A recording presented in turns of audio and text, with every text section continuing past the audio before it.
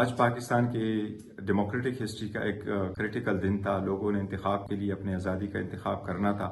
آج الیکشن ہوا، الحمدللہ پرامن طریقے سے ہوا. زیادہ سے زیادہ تعداد میں لوگ نکل آئے. میں ان سب کا شکریہ ادا کرتا ہوں. اب چونکہ رزلٹ آنا شروع ہو گیا ہے اور پاکستان تحریک انصاف 150 سے زیادہ سیٹوں پہ برتری حاصل ہے.